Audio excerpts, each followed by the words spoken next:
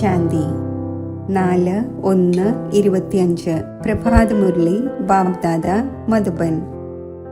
ബാബ പറയുന്നു, മധുരമായ കുട്ടികളെ, നിങ്ങൾ അശരീരിയായി എപ്പോഴാണോ ബാബയെ ഓർമ്മിക്കുന്നത്, അപ്പോൾ നിങ്ങളെ സംബന്ധിച്ച് ഈ ലോകം തന്നെ ഇല്ലാതാകുന്നു. ദേഹവും ലോകവും മറക്കപ്പെട്ടിരിക്കുന്നു. ചോദ്യം: ബാബയിലൂടെ എല്ലാ കുട്ടികൾക്കും ജ്ഞാനത്തിൻ്റെ 3ാമത്തെ നേത്രം ലഭിച്ചത് എന്തിനു വേണ്ടിയാണ്? ഉത്തരം: സ്വയം ആത്മാവാണ് എന്ന് മനസ്സിലാക്കി ബാബ ആരാണോ എങ്ങനെയാണോ അതേ രൂപത്തിൽ ഓർമ്മിക്കുന്നതിനായി 3ാമത്തെ നേത്രം ലഭിച്ചിരിക്കുകയാണ്. എന്നാൽ ഈ 3ാമത്തെ നേത്രം പ്രവർത്തിക്കുന്നത് പൂർണ്ണമായും യോഗയുക്തമായിരിക്കുമ്പോഴാണ്. അതായത് ഒരു ബാബയോട് സത്യമായ പ്രീതി ഉണ്ടായിരിക്കുമ്പോഴാണ്.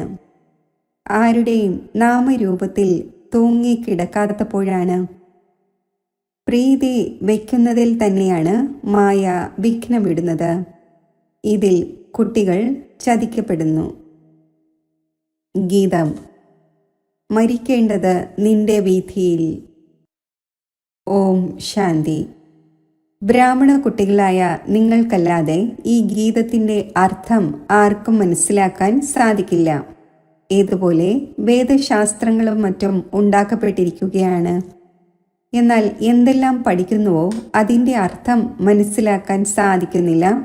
അതിനാൽ ബാബ പറയുന്നു, ഞാൻ ബ്രഹ്മമുഖത്തിലൂടെ എല്ലാ വേദശാസ്ത്രങ്ങളുടെയും സാരം മനസ്സിലാക്കിക്കുന്നു.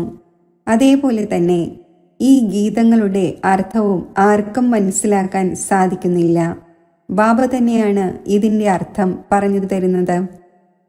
ആത്മാവ് ശരീരത്തിൽ നിന്നും വേറിട്ടതാകുമ്പോൾ ലോകത്തോടുള്ള മുഴുവൻ ബന്ധവും മുറിയുന്നു.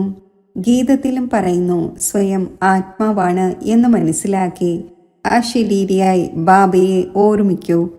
അപ്പോൾ ഈ ലോകം ഇല്ലാതാകുന്നു. ഈ ശരീരം ഈ ഭൂമിയിലാണ്. ആത്മാവ് ഇതിൽ നിന്നും ഇറങ്ങിപ്പോകുമ്പോൾ പിന്നെ ആ സമയത്ത് അതിനെ സംബന്ധിച്ച് മനുഷ്യ സൃഷ്ടി ഇല്ല. ആത്മാവ് നഗ്നമാകുന്നു. പിന്നെ എപ്പോഴാണോ ശരീരത്തിൽ വരുന്നത്, അപ്പോൾ പാർട്ട് ആരംഭിക്കുന്നു. പിന്നെ ഒരു ശരീരം ഉപേക്ഷിച്ച് മറ്റൊന്നിൽ പോയി പ്രവേശിക്കുന്നു. തിരികെ മഹത്തത്വത്തിലേക്ക് പോകേണ്ടതില്ല. പറന്ന് മറ്റൊരു ശരീരത്തിലേക്ക് പോകുന്നു. ഇവിടെ ഈ ആകാശ തത്വത്തിൽ തന്നെയാണ് അതിന് പാർട്ട് അഭിനയിക്കേണ്ടത്. മൂലവതനത്തിലേക്ക് പോകേണ്ടതില്ല. എപ്പോഴാണോ ശരീരം ഉപേക്ഷിക്കുന്നത്, അപ്പോൾ ഈ കർമ്മബന്ധനവുമില്ല, ആ കർമ്മബന്ധനവും ഉണ്ടായിരിക്കുന്നില്ല. ശരീരത്തിൽ നിന്ന് തന്നെ വേറെയാകുന്നുവല്ലോ. പിന്നെ എപ്പോഴാണോ മറ്റൊരു ശരീരം സ്വീകരിക്കുന്നത്, അപ്പോൾ ആ കർമ്മബന്ധനം ആരംഭിക്കുന്നു. ഈ കാര്യങ്ങൾ നിങ്ങളല്ലാതെ മറ്റൊരു മനുഷ്യനും അറിയുന്നില്ല. ബാബ മനസ്സിലാക്കിച്ചു തന്നിട്ടുണ്ട്, എല്ലാവരും തീർത്തും അറിവില്ലാത്തവരാണ്. എന്നാൽ ഇങ്ങനെ ആരും മനസ്സിലാക്കുന്നില്ല. സ്വയം എത്ര ബുദ്ധിമാനായി കരുതുന്നു. പീസ് പ്രൈസ് നൽകിക്കൊണ്ടിരിക്കുന്നു. ഇതും ബ്രാഹ്മണ കുലഭൂഷണരായ നിങ്ങൾക്ക് നല്ല രീതിയിൽ മനസ്സിലാക്കിച്ചു കൊടുക്കാൻ സാധിക്കും. പീസ് എന്ന് എന്തിനെയാണ് പറയുന്നത് എന്നവർ അറിയുന്നതേയില്ല. ചിലരാണെങ്കിൽ മഹാത്മാക്കളുടെ അടുക്കൽ പോകുന്നു. മനസ്സിന് ശാന്തി എങ്ങനെ ഉണ്ടാകും, വേൾഡിൽ ശാന്തി എങ്ങനെ ഉണ്ടാകും എന്ന് പറയുന്നു. നിരാകാരി ലോകത്തിൽ ശാന്തി എങ്ങനെ ഉണ്ടാകും എന്ന് പറയുന്നില്ല. അത് ശാന്തിധാമം തന്നെയാണ്. നമ്മൾ ആത്മാക്കൾ ശാന്തിധാമത്തിൽ വസിക്കുന്നു. എന്നാൽ ഇവർ മനസ്സിൻ്റെ ശാന്തിയാണ് പറയുന്നത്. ശാന്തി എവിടെ ലഭിക്കും എന്നവർക്കറിയില്ല. ശാന്തിധാമം തൻ്റെ വീടാണ്. ഇവിടെ ശാന്തി എങ്ങനെയാണ് ലഭിക്കുക? പിന്നെ സത്യയുഗത്തിൽ സുഖവും ശാന്തിയും സമ്പത്തും എല്ലാം ഉണ്ട്. അതിൻ്റെ സ്ഥാപന ബാബ ചെയ്യുന്നു. ഇവിടെയാണെങ്കിൽ എത്ര അശാന്തിയാണ്. ഇതെല്ലാം ഇപ്പോൾ കുട്ടികളായ നിങ്ങൾ തന്നെയാണ് മനസ്സിലാക്കുന്നത്. സുഖവും ശാന്തിയും സമ്പത്തും ഭാരതത്തിൽ തന്നെ ഉണ്ടായിരുന്നു. അത് ബാബയുടെ സമ്പത്തായിരുന്നു. ദുഃഖം, അശാന്തി, ദാരിദ്ര്യം, ഈ സമ്പത്ത് രാവണൻ്റേതാണ്. ഈ എല്ലാ കാര്യങ്ങളും പരിധിയില്ലാത്ത ബാബയിരുന്ന് കുട്ടികൾക്ക് മനസ്സിലാക്കിച്ചു തരുന്നു. ബാബ പരംധാമത്തിൽ വസിക്കുന്നവനാണ്, നോളജ്ഫുള്ളാണ്. ആ ഒന്ന് നമുക്ക് സുഖധാമത്തിൻ്റെ സമ്പത്ത് നൽകുന്നു. ആ ഒന്ന് ആത്മാക്കളായി നമ്മളെ മനസ്സിലാക്കിച്ചു കൊണ്ടിരിക്കുന്നു. നോളജ് ഉള്ളത് ആത്മാവിലാണ് എന്നതറിയുന്നുണ്ട്. ആ ഒന്നിനെ തന്നെയാണ് ജ്ഞാനത്തിൻ്റെ സാഗരം എന്ന് പറയുന്നത്. ആ ജ്ഞാനത്തിൻ്റെ സാഗരം ഈ ശരീരത്തിലൂടെ വേൾഡിൻ്റെ ഹിസ്റ്ററിയും ജോഗ്രഫിയും മനസ്സിലാക്കിച്ചു തരുന്നു. വേൾഡിന് ആയുസ് ഉണ്ടാകേണ്ടതാണല്ലോ. വേൾഡ് തീർച്ചയായും ഉണ്ട്.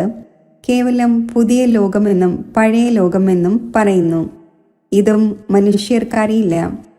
ന്യൂ വേൾഡിൽ നിന്നും ഓൾഡ് വേൾഡ് ആകുന്നതിന് എത്ര സമയമെടുക്കുന്നു? കുട്ടികളായ നിങ്ങൾ അറിയുന്നുണ്ട്, കലിയുഗത്തിന് ശേഷം സത്യയുഗം തീർച്ചയായും വരേണ്ടതുണ്ട്. അതിനാൽ കലിയുഗത്തിൻ്റെയും സത്യയുഗത്തിൻ്റെയും സംഗമത്തിൽ ബാബയ്ക്ക് വരേണ്ടി വരുന്നു. ഇതും നിങ്ങൾ അറിയുന്നുണ്ട്. പരംപിത പരമാത്മാവ് ബ്രഹ്മാവിലൂടെ പുതിയ ലോകത്തിൻ്റെ സ്ഥാപനയും ശങ്കറിലൂടെ വിനാശവും ചെയ്യിക്കുന്നു. ത്രിമൂർത്തിയുടെ അർത്ഥം തന്നെ ഇതാണ്: സ്ഥാപന, വിനാശം, പാലന. ഇത് കോമൺ കാര്യമാണ്. എന്നാൽ ഈ കാര്യങ്ങൾ കുട്ടികളായി നിങ്ങൾ മറന്നു പോകുന്നു. ഇല്ലെങ്കിൽ പിന്നെ നിങ്ങൾക്ക് സന്തോഷം വളരെയധികം ഉണ്ടായേനെ. നിരന്തരം ഓർമ്മ ഉണ്ടായിരിക്കേണ്ടതാണ്. ബാബ നമ്മളെ ഇപ്പോൾ പുതിയ ലോകത്തിലേക്ക് വേണ്ടി യോഗ്യരാക്കിക്കൊണ്ടിരിക്കുകയാണ്.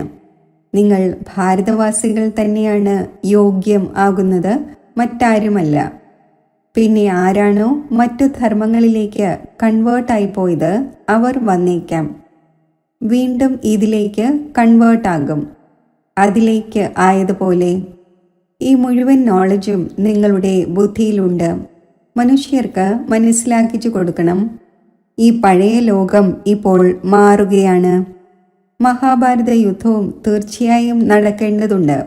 ഈ സമയത്ത് തന്നെയാണ് ബാബ വന്ന് രാജയോഗം പഠിപ്പിക്കുന്നത്. ആര് രാജയോഗം പഠിക്കുന്നുവോ അവർ പുതിയ ലോകത്തിലേക്ക് പോകും. നിങ്ങൾക്ക് എല്ലാവർക്കും മനസ്സിലാക്കിച്ചു കൊടുക്കാൻ സാധിക്കും, ഉയർന്നതിലും ഉയർന്നതാണ് ഭഗവാൻ, പിന്നെ ബ്രഹ്മ, വിഷ്ണു, ശങ്കർ. പിന്നെ ഇവിടേക്ക് വരൂ, മുഖ്യമായത് ജഗദംബ, ജഗത് പിത. ബാബ വരുന്നതും ഇവിടെ ബ്രഹ്മാവിൻ്റെ ശരീരത്തിലാണ്. പ്രജാപിത ബ്രഹ്മാവ് ഇവിടെയാണല്ലോ. ബ്രഹ്മാവിലൂടെ സ്ഥാപന സൂക്ഷ്മവതനത്തിൽ നടക്കുകയില്ലല്ലോ, ഇവിടെ തന്നെയാണ് നടക്കുന്നത്. ഇദ്ദേഹം വ്യക്തത്തിൽ നിന്നും അവ്യക്തമായി മാറുന്നു. ഈ രാജയോഗം പഠിച്ച് പിന്നെ വിഷ്ണുവിൻ്റെ 2 രൂപമാകുന്നു. വേൾഡിൻ്റെ ഹിസ്റ്ററിയും ജോഗ്രഫിയും മനസ്സിലാക്കേണ്ടത് ആവശ്യമാണല്ലോ. മനുഷ്യൻ തന്നെയാണ് മനസ്സിലാക്കുക. വേൾഡിൻ്റെ അധികാരിക്ക് മാത്രമേ വേൾഡിൻ്റെ ഹിസ്റ്ററിയും ജോഗ്രഫിയും മനസ്സിലാക്കിക്കാൻ സാധിക്കൂ. ആ ഒന്ന് നോളജ്ഫുള്ളും പുനർജന്മരഹിതവുമാണ്. ഈ നോളജ് ആരുടെയും ബുദ്ധിയിലില്ല. തിരിച്ചറിയുവാനും ബുദ്ധി വേണമല്ലോ. എന്തെങ്കിലും ബുദ്ധിയിലിരിക്കുന്നുണ്ടോ, അതോ അതേപോലെ തന്നെയാണോ എന്ന് നാടി നോക്കണം. ഒരു അജ്മൽ ഖാൻ എന്ന പ്രസിദ്ധനായ വൈദ്യൻ ജീവിച്ചിരുന്നു. നോക്കുന്നതിലൂടെ തന്നെ ആ ആൾക്ക് രോഗത്തെക്കുറിച്ച് മനസ്സിലാകുമായിരുന്നു എന്ന് പറയുന്നു. ഇപ്പോൾ കുട്ടികളായ നിങ്ങളും ഇവർ യോഗ്യമാണോ അതോ അല്ലയോ എന്ന് മനസ്സിലാക്കേണ്ടത് ആവശ്യമാണ്. ബാബ കുട്ടികൾക്ക് ജ്ഞാനത്തിൻ്റെ 3ാമത്തെ നേത്രം നൽകിയിട്ടുണ്ട്. അതിലൂടെ നിങ്ങൾ സ്വയം ആത്മാവാണ് എന്ന് മനസ്സിലാക്കി ബാബ ആരാണോ എങ്ങനെയാണോ ആ ഒന്നിനെ അതേ രൂപത്തിൽ ഓർമ്മിക്കുന്നു. എന്നാൽ ആര് പൂർണ്ണമായും യോഗയുക്തമായിരിക്കുമോ, ആരുടേത് ബാബയോട് പ്രീതബുദ്ധിയായിരിക്കുമോ, അവർക്കേ ഇങ്ങനെയുള്ള ബുദ്ധി ഉണ്ടായിരിക്കുകയുള്ളൂ. എല്ലാവരും അല്ലല്ലോ. അന്യോന്യം നാമരൂപത്തിൽ തൂങ്ങിക്കിടക്കുന്നു. ബാബ പറയുന്നു, എന്നോട് പ്രീതി യോജിപ്പിക്കൂ. മായ ഇങ്ങനെയുള്ളതാണ്, അത് പ്രീതി വയ്ക്കുവാൻ അനുവദിക്കുന്നില്ല. മായയും എൻ്റെ ഉപഭോക്താവ് പോകുന്നു എന്ന് കാണുമ്പോൾ പൂർണ്ണമായും മൂക്കിനും കാതിനും പിടികൂടുന്നു. പിന്നെ എപ്പോഴാണോ ചതിക്കപ്പെടുന്നത്, അപ്പോൾ മായയാൽ ചതിക്കപ്പെട്ടു എന്ന് മനസ്സിലാക്കുന്നു. മായാജീത്തം ജഗജ്ജീത്തമാകാൻ സാധിക്കില്ല. ഉയർന്ന പദവി നേടാൻ സാധിക്കില്ല. ഇതിൽ തന്നെയാണ് പ്രയത്നമുള്ളത്. ശ്രീമദ് പറയുന്നു, എന്നെ മാത്രം ഓർമ്മിക്കൂ, അപ്പോൾ നിങ്ങളുടെ പതീത ബുദ്ധി പാവനമാകും. എന്നാൽ പലർക്കും വളരെ പ്രയാസം തോന്നുന്നു. ഇതിൽ സബ്ജക്റ്റ് ഒന്ന് തന്നെയാണുള്ളത്, അൽഫും ബേയും, ഇത്രമാത്രം.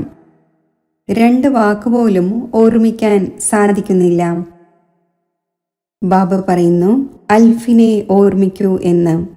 പിന്നെ സ്വന്തം ദേഹത്തെയും മറ്റുള്ളവരുടെ ദേഹത്തെയും ഓർമ്മിച്ചു കൊണ്ടിരിക്കുന്നു. ബാബ പറയുന്നു, ദേഹത്തെ കാണുമ്പോഴും നിങ്ങൾ എന്നെ ഓർമ്മിക്കൂ. ആത്മാവിന് ഇപ്പോൾ 3ാമത്തെ നേത്രം ലഭിച്ചിരിക്കുകയാണ്. എന്നെ കാണുവാനും മനസ്സിലാക്കുവാനും അതിനെ ഉപയോഗപ്പെടുത്തൂ. നിങ്ങൾ കുട്ടികൾ ഇപ്പോൾ ത്രിനേത്രിയും ത്രികാലദർശിയുമാകുന്നു. എന്നാൽ ത്രികാലദർശിയും നമ്പർ വൈസാണ്. നോളജ് ധാരണ ചെയ്യുന്നത് പ്രയാസമൊന്നുമല്ല. വളരെ നന്നായി മനസ്സിലാക്കുന്നു. പക്ഷേ യോഗബലം കുറവാണ്. ദേഹി അഭിമാനി അവസ്ഥ വളരെ കുറവാണ്. ചെറിയൊരു കാര്യത്തിൽ ക്രോധവും ദേഷ്യവും വരുന്നു. വീണുകൊണ്ടിരിക്കുന്നു, എഴുന്നേൽക്കുന്നു, വീഴുന്നു. ഇന്ന് എഴുന്നേൽക്കുന്നു, നാളെ വീണ്ടും വീണു പോകുന്നു. ദേഹാഭിമാനമാണ് മുഖ്യം. പിന്നെ മറ്റു വികാരങ്ങളായ ലോഭത്തിലും മോഹത്തിലും ഒക്കെ കുടുങ്ങിപ്പോകുന്നു. ദേഹത്തിലും മോഹം ഉണ്ടായിരിക്കുന്നുവല്ലോ. മാതാക്കളിലാണ് മോഹം കൂടുതലുള്ളത്. ഇപ്പോൾ ബാബ അതിൽ നിന്നും മോചിപ്പിക്കുന്നു. നിങ്ങൾക്ക് പരിധിയില്ലാത്ത ബാബയെ ലഭിച്ചു. പിന്നെ മോഹം എന്തിനു വയ്ക്കുന്നു? ആ സമയത്തെ മുഖവും സംസാരവും തന്നെ കുരങ്ങൻ്റേതുപോലെ ആകുന്നു. ബാബ പറയുന്നു, നഷ്ടോ മോഹയാകൂ, നിരന്തരം എന്നെ ഓർമ്മിക്കൂ. പാപങ്ങളുടെ ഭാരം ശിരസിൽ വളരെയധികമുണ്ട്. അതെങ്ങനെ ഇറങ്ങും? എന്നാൽ മായ ഇങ്ങനെയാണ്, ഓർമ്മിക്കാൻ അനുവദിക്കില്ല. എത്ര തന്നെ തലയിട്ടടിച്ചാലും അടിക്കടി ബുദ്ധിയെ ഇല്ലാതാക്കുന്നു. എത്ര പരിശ്രമിക്കുന്നു. നമ്മൾ മോസ്റ്റ് ബിലവഡായ ബാബയുടെ തന്നെ മഹിമ ചെയ്തുകൊണ്ടിരിക്കട്ടെ. ബാബ അങ്ങയുടെ അടുത്തേക്ക് വരാൻ പോവുകയാണ്. പക്ഷേ പിന്നെ മറന്നുപോകുന്നു. ബുദ്ധി മറ്റ് ഭാഗത്തേക്ക് പോകുന്നു. നമ്പർ 1 പോകുന്ന ഇദ്ദേഹവും പുരുഷാർത്ഥിയാണല്ലോ. കുട്ടികളുടെ ബുദ്ധിയിൽ ഇത് ഓർമ്മയുണ്ടായിരിക്കണം. നമ്മൾ ഗോഡ് ഫാദർലി സ്റ്റുഡൻ്റ് ആണ്. ഗീതയിലുമുണ്ട്, ഭഗവാൻ വാച്ച, ഞാൻ നിങ്ങളെ രാജാക്കന്മാരുടെയും രാജാവാക്കുന്നു. കേവലം ശിവന് പകരം ശ്രീകൃഷ്ണന്റെ നാമം ചേർത്തിരിക്കുന്നു.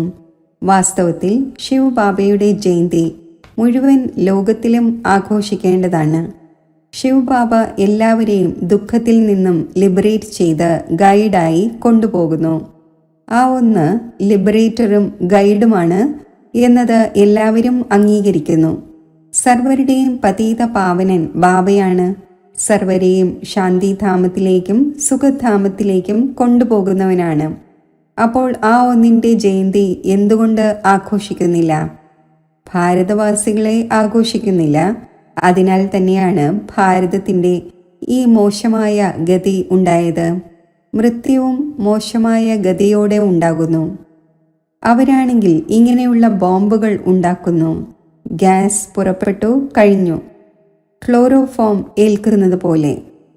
ഇതും അവർക്ക് ഉണ്ടാക്കുക തന്നെ വേണം. നിർത്തലാകുന്നത് ഇമ്പോസിബിളാണ്. എന്താണോ കഴിഞ്ഞ കൽപ്പത്തിൽ നടന്നിരുന്നത് അത് ഇപ്പോൾ റിപ്പീറ്റ് ആകും.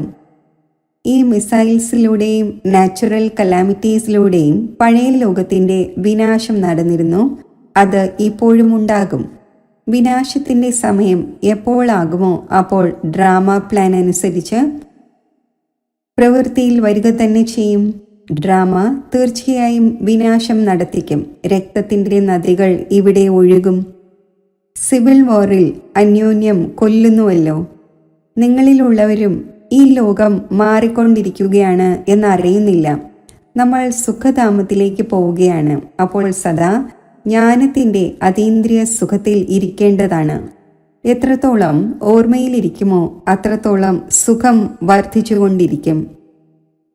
മോശമായ ദേഹത്തോട് നഷ്ടോമോഹ ആയിക്കൊണ്ടിരിക്കും. ബാബ കേവലം പറയുന്നു, അൽഫിനെ ഓർമ്മിക്കൂ, എങ്കിൽ ബേ അഥവാ ചക്രവർത്തി പദം നിങ്ങളുടേതാണ്. സെക്കൻഡിൽ ചക്രവർത്തി പദം. ചക്രവർത്തിക്ക് കുട്ടി ഉണ്ടായെങ്കിൽ അതിനർത്ഥം കുട്ടി ചക്രവർത്തി ആയല്ലോ. അപ്പോൾ ബാബ പറയുന്നു, എന്നെ ഓർമ്മിച്ചുകൊണ്ടിരിക്കൂ, ചക്രത്തെയും ഓർമ്മിക്കൂ, അപ്പോൾ ചക്രവർത്തി മഹാരാജാവാകും. അതിനാൽ സെക്കൻഡിൽ ജീവൻ മുക്തി, സെക്കൻഡിൽ ബഗർ ടു പ്രിൻസ് എന്ന് പാടപ്പെടുന്നു. എത്ര നല്ലതാണ്! അപ്പോൾ ശ്രീമത്തിലൂടെ നല്ല രീതിയിൽ നടക്കേണ്ടതാണ്. ഓരോ ചുവടിലും നിർദ്ദേശം എടുക്കേണ്ടതുണ്ട്. ബാബ മനസ്സിലാക്കിച്ചു തരുന്നു, മധുരമായ കുട്ടികളെ, ട്രസ്റ്റിയായിരിക്കൂ, അപ്പോൾ മമത്വം ഇല്ലാതാകട്ടെ. എന്നാൽ ട്രസ്റ്റി ആകുന്നത് ചിറ്റമ്മയുടെ വീട്ടിൽ പോകുന്നത് പോലെയല്ല. ഇദ്ദേഹം സ്വയം ട്രസ്റ്റിയായി കുട്ടികളെയും ട്രസ്റ്റി ആക്കുന്നു. ഈ ഒന്ന് എന്തെങ്കിലും വാങ്ങുന്നുണ്ടോ? പറയുന്നു, നിങ്ങൾ ട്രസ്റ്റിയായി സംരക്ഷിക്കൂ. ട്രസ്റ്റിയായെങ്കിൽ പിന്നെ മമത്വം ഇല്ലാതാകും. എല്ലാം ഈശ്വരനാൽ നൽകപ്പെട്ടതാണ് എന്ന് പറയുകയും ചെയ്യുന്നു. പിന്നെ എന്തെങ്കിലും നഷ്ടമുണ്ടാവുകയോ ആരെങ്കിലും മരിച്ചു പോവുകയോ ചെയ്യുകയാണെങ്കിൽ രോഗാവസ്ഥയിലായി പോകുന്നു. ലഭിച്ചാൽ സന്തോഷമുണ്ടാകുന്നു. ഈശ്വരനാൽ നൽകപ്പെട്ടത് എന്ന് പറയുന്നു എന്നിരിക്കെ പിന്നെ മരിക്കുമ്പോൾ കരയേണ്ട എന്താവശ്യമാണ്? പക്ഷേ മായ കുറവൊന്നുമല്ല, ചിറ്റമ്മയുടെ വീടൊന്നുമല്ല. ഈ സമയത്ത് ബാബ പറയുന്നു, നിങ്ങൾ എന്നെ വിളിച്ചു. ഈ പതീത ലോകത്തിൽ നമ്മൾ കഴിയാൻ ആഗ്രഹിക്കുന്നില്ല. നമ്മളെ പാവന ലോകത്തിലേക്ക് കൊണ്ടുപോകൂ, കൂടെ കൊണ്ടുപോകൂ. പക്ഷേ ഇതിൻ്റെ അർത്ഥവും മനസ്സിലാക്കുന്നില്ല. പതീത പാവനൻ വരുമ്പോൾ തീർച്ചയായും ശരീരം ഇല്ലാതാകുമല്ലോ. അപ്പോഴാണ് ആത്മാക്കളെ കൊണ്ടുപോകുന്നത്. അപ്പോൾ ഇങ്ങനെയുള്ള ബാബയോട് പ്രീതബുദ്ധി ഉണ്ടായിരിക്കേണ്ടത് ആവശ്യമാണ്. ഒന്നിനോട് മാത്രം സ്നേഹം വയ്ക്കണം, ആ ഒന്നിനെ തന്നെ ഓർമ്മിക്കണം. മായയുടെ കൊടുങ്കാറ്റ് വരും. കർമ്മേന്ദ്രിയങ്ങളിലൂടെ ഒരു വികർമ്മവും ചെയ്യാൻ പാടില്ല. അത് നിയമവിരുദ്ധമാകുന്നു. ബാബ പറയുന്നു, ഞാൻ വന്ന് ഈ ശരീരത്തിൻ്റെ ആധാരം എടുക്കുന്നു. ഇത് ഇദ്ദേഹത്തിൻ്റെ ശരീരമാണല്ലോ. നിങ്ങൾക്ക് ബാബയെ ഓർമ്മിക്കേണ്ടതുണ്ട്. നിങ്ങൾക്കറിയാം, ബ്രഹ്മാവും ബാബയാണ്, ശിവനും ബാബയാണ്. വിഷ്ണുവിനെയും ശങ്കരനെയും ബാബ എന്ന് പറയില്ല. ശിവൻ നിരാകാരനായ പിതാവാണ്. പ്രജാപിതാ ബ്രഹ്മാവ് സാകാരി പിതാവാണ്. ഇപ്പോൾ നിങ്ങൾ സാകാരത്തിലൂടെ നിരാകാരനായ പിതാവിൽ നിന്നും സമ്പത്ത് എടുത്തുകൊണ്ടിരിക്കുന്നു. മുത്തച്ഛൻ ഇദ്ദേഹത്തിൽ പ്രവേശിക്കുന്നു. അപ്പോൾ പറയുന്നു, മുത്തച്ഛൻ്റെ സമ്പത്ത് പിതാവിലൂടെ നമ്മൾ നേടുന്നു എന്ന്. ദാദാ അഥവാ ഗ്രാൻഡ് ഫാദറാണ് നിരാകാരൻ. ബാബ സാകാരമാണ്. ഇത് വണ്ടർഫുള്ളായ പുതിയ കാര്യങ്ങളാണല്ലോ. ത്രിമൂർത്തിയെ കാണിക്കുന്നു, പക്ഷേ മനസ്സിലാക്കുന്നില്ല. ശിവനെ മാറ്റിക്കളഞ്ഞു. ബാബ എത്ര നല്ല നല്ല കാര്യങ്ങൾ മനസ്സിലാക്കിക്കുന്നു. അപ്പോൾ സന്തോഷം ഉണ്ടായിരിക്കേണ്ടതാണ്. നമ്മൾ സ്റ്റുഡൻ്റാണ്. ബാബ നമ്മുടെ പിതാവും ടീച്ചറും സദ്ഗുരുവുമാണ്. ഇപ്പോൾ നിങ്ങൾ വേൾഡിൻ്റെ ഹിസ്റ്ററിയും ജോഗ്രഫിയും പരിധിയില്ലാത്ത ബാബയിൽ നിന്നും കേട്ടുകൊണ്ടിരിക്കുന്നു. പിന്നെ മറ്റുള്ളവരെ കേൾപ്പിക്കുന്നു. ഇത് 5000 വർഷത്തിൻ്റെ ചക്രമാണ്. കോളേജിലെ കുട്ടികൾക്ക് വേൾഡിൻ്റെ ഹിസ്റ്ററിയും ജോഗ്രഫിയും മനസ്സിലാക്കിച്ച് കൊടുക്കേണ്ടത് ആവശ്യമാണ്. 84 ജന്മങ്ങളുടെ ഏണിപ്പടി എന്താണ്? ഭാരതത്തിൻ്റെ കയറുന്ന കലയും ഇറങ്ങുന്ന കലയും എങ്ങനെ ഉണ്ടാകുന്നു? ഇത് മനസ്സിലാക്കിച്ചു കൊടുക്കണം. സെക്കൻഡിൽ ഭാരതം സ്വർഗമായി മാറുന്നു. പിന്നെ 84 ജന്മങ്ങളിൽ ഭാരതം നരകമാകുന്നു. ഇത് വളരെയധികം സഹജവും മനസ്സിലാക്കേണ്ടതുമായ കാര്യമാണ്. ഭാരതം ഗോൾഡൻ ഏജിൽ നിന്നും അയൺ ഏജിലേക്ക് എങ്ങനെ വന്നു? ഇത് ഭാരതവാസികൾക്ക് മനസ്സിലാക്കിച്ചു കൊടുക്കേണ്ടത് ആവശ്യമാണ്. ടീച്ചേഴ്സിനും മനസ്സിലാക്കിച്ചു കൊടുക്കേണ്ടത് ആവശ്യമാണ്. അത് ഭൗതിക നോളജാണ്, ഇത് ആത്മീയ നോളജാണ്. അത് മനുഷ്യൻ നൽകുന്നു, ഇത് ഗോഡ് ഫാദർ നൽകുന്നു. ആ ഒന്ന് മനുഷ്യ സൃഷ്ടിയുടെ ബീജരൂപമാണ്. അപ്പോൾ ആ ഒന്നിൻ്റെ അടുക്കൽ മനുഷ്യ സൃഷ്ടിയുടെ തന്നെ നോളജ് ഉണ്ടായിരിക്കും. ശരി, മധുരമധുരമായ വളരെ കാലം വേർപിരിഞ്ഞ ശേഷം തിരിച്ചു കിട്ടിയ കുട്ടികൾക്ക് മാതാവും പിതാവുമായ ബാബ്ദാദയുടെ സ്നേഹസ്മരണകൾ. Good morning. ആത്മീയ പിതാവിൻ്റെ ആത്മീയ കുട്ടികൾക്ക് നമസ്തേ. ധാരണയ്ക്കുള്ള മുഖ്യസാരം: ഈ മോശമായ ദേഹത്തോട് പൂർണ്ണമായും നഷ്ടോമോഹിയായി ജ്ഞാനത്തിൻ്റെ അതീന്ദ്രിയ സുഖത്തിൽ ഇരിക്കണം. ബുദ്ധിയിൽ ഇതുണ്ടായിരിക്കണം. ഇപ്പോൾ ഈ ലോകം മാറിക്കൊണ്ടിരിക്കുകയാണ്. നമ്മൾ തൻ്റെ സുഖധാമത്തിലേക്ക് പോകുന്നു.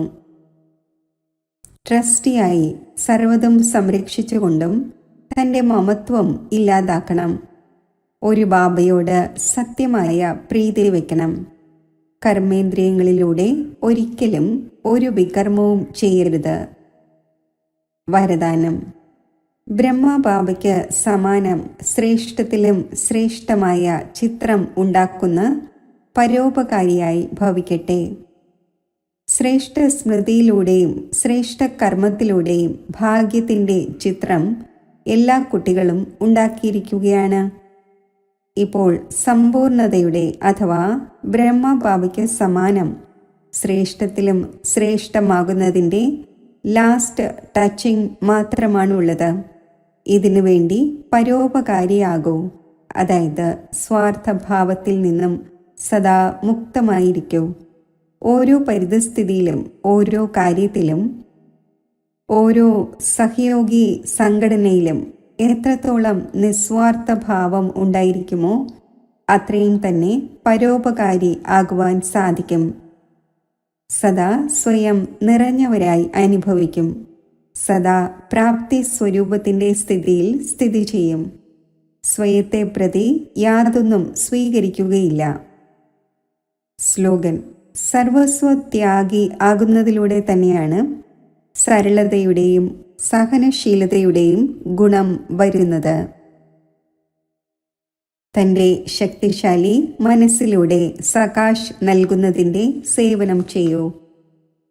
ഈ സകാശ് നൽകുന്നതിൻ്റെ സേവനം നിരന്തരം ചെയ്യുവാൻ സാധിക്കും. ഇതിൽ ആരോഗ്യത്തിൻ്റെയോ സമയത്തിൻ്റെയോ കാര്യമില്ല. ദിനരാത്രം ഈ പരിധിയില്ലാത്ത സേവനത്തിൽ മുഴുകാൻ സാധിക്കും. ഏതുപോലെ ബ്രഹ്മബാബയെ ഇങ്ങനെ കണ്ടു. രാത്രിയിൽ പോലും കണ്ണുകൾ തുറന്നിരുന്നു. പരിധിയില്ലാത്ത സകാശ് നൽകുന്നതിൻ്റെ സേവനം നടന്നുകൊണ്ടിരുന്നു. ഇപ്രകാരം ഫാദറിനെ ഫോളോ ചെയ്യൂ. എപ്പോഴാണോ കുട്ടികളായ നിങ്ങൾ പരിധിയില്ലാത്ത സകാശ് നൽകുന്നത്, അപ്പോൾ സമീപമുള്ളവർ ഓട്ടോമാറ്റിക്കായി സകാശ് എടുത്തുകൊണ്ടിരിക്കും. ഈ പരിധിയില്ലാത്ത സകാശ് നൽകുന്നതിലൂടെ വായുമണ്ഡലം ഓട്ടോമാറ്റിക്കായി സൃഷ്ടിക്കപ്പെടും. ഓം ശാന്തി. യോഗത്തിൻ്റെ അഭ്യാസം: മനസ്സിൻ്റെ ഏകാഗ്രതയുടെ ശക്തിയിലൂടെ ഞാൻ ഈ ശബ്ദത്തിൻ്റെ ലോകത്തിൽ നിന്നും ഉപരി ആവുകയാണ്.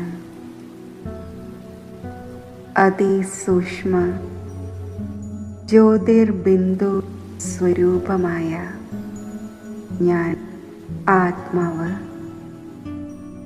ഒരു സെക്കൻഡിൽ ശബ്ദത്തിനുപരിയായ എൻ്റെ സ്വീറ്റ് സൈലൻസ് ഹോമിൽ എത്തിച്ചേരുകയാണ്. മധുരമായ നിശബ്ദത നിറഞ്ഞ ശാന്തത നിറഞ്ഞ ഈ ലോകത്തിൽ ഞാൻ എൻ്റെ അനാദി സ്വരൂപത്തിൽ സ്ഥിതി ചെയ്യുകയാണ്.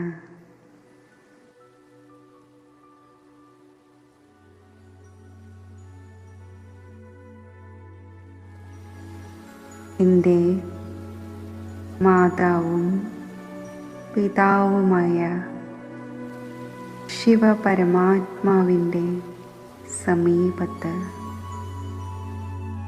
പരമാത്മാ ഛത്രഛായയിൽ ആ ദിവ്യ പ്രേമത്തിൻ്റെ പരിപാലനയിൽ അതീന്ദ്രിയ സുഖമയ സ്ഥിതിയിൽ ലയിച്ചിരിക്കുകയാണ്.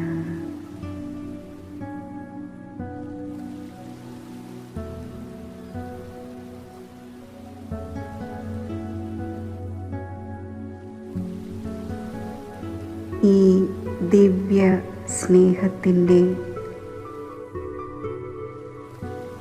ഛത്രഛായയിൽ ഞാൻ സർവ വരദാനങ്ങൾ കൊണ്ടും സമ്പന്നമായി സന്തുഷ്ടമണി ആയിരിക്കുന്നു.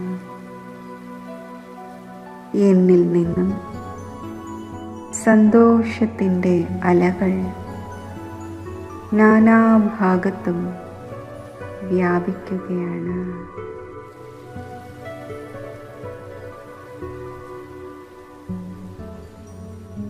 ശബ്ദത്തിൻ്റെ ലോകത്തിൽ പല പല ചിന്തകളാൽ പല പല വിഘ്നങ്ങളാൽ പരവശരായ ആത്മാക്കളിൽ ഈ സന്തുഷ്ടതയുടെ അലകൾ എത്തിച്ചേരട്ടെ. പരിപാവനമായ ഈശ്വര സ്നേഹത്തിൻ്റെയും സന്തോഷത്തിൻ്റെയും ഈ കിരണങ്ങൾ അവരുടെ ആത്മാവിനെ സ്പർശിച്ച് അവരെയും സന്തുഷ്ടമണിയാക്കി മാറ്റട്ടെ. പരമാത്മാ സ്നേഹസ്പർശം അവരിലും ഈശ്വരീയ സ്നേഹത്തിൻ്റെ ദിവ്യ അനുഭവം വരുത്തട്ടെ.